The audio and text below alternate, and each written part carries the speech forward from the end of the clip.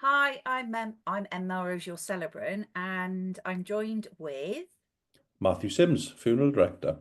and we are here in conversation, so that we can help to ease the way when, at a point in time, you might find yourself needing to organise and arrange a funeral. Because there are so many questions and things that we need to do in a very short space of time. We don't know what we don't know, so we're here to help ease that way. So, Matt, the conversation today is Yep. how do you choose a funeral director? So, I am originally from Bath. When I moved down here and I found myself needing to organise the funeral for my late husband, Don, weirdly, it was a little bit easier for me because I knew you. Not necessarily in your capacity as a funeral director, but the relationship that you and Don had as Masons together. And so I knew that it was important for me to know that his body was going to be cared for by somebody that I trusted and I knew would be really respectful of him. So Yep. that brought me some peace. Um, but I'd be really curious to understand, how does somebody go about choosing a funeral director? And I think Emma, I it's think a there's huge role. probably more people in the world today that, you mentioned you're from Bath and that you had that, that funeral director that you would always just go to. Of course, we've had a pandemic. That's changed the way of the world now. And people have moved around, and scattered. So people who lived in London are now living in West Wales. And Right. that takes people out of their comfort zone Yeah. and away from those things. So it's probably more relevant now than it has been. But of course, I mean, if you know a funeral director, then that's warming for the person that knows the funeral director in that instance to know, well, I can Absolutely. go there. And that's hopefully what you experienced by picking up the phone to myself. Um, I think, we do now live in a world where we have social media and we have Google, etc. Now, I know that, I think there's nothing more important than that empathetic, compassionate ear that you get when you talk to a funeral director, what Yeah. you should get. You But wouldn't be in the industry if you didn't have compassion and care and kindness, right? no, we wouldn't. And I don't like the word industry. I like the word profession rather than Okay, all industry right, because we're thank you. dealing within the profession.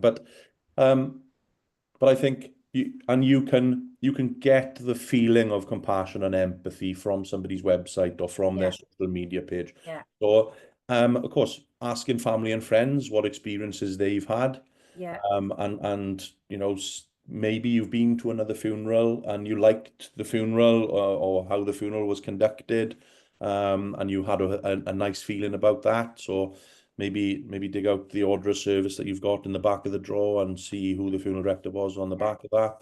There's a number of different ways of choosing a funeral director, but I think it must feel right for you. I think that's important. It's got to feel right for you. And, we've all looked for something on the internet. And it doesn't have to be a funeral director, be anything. And you've got that moment of, right, that's what I want. And I think if you looked around and did that research, just go with the one that you think, oh, I've got a connection with that. yeah. I feel that environment. So And that's such an important part of the journey, right? It's part of that part of our early grief and our early healing.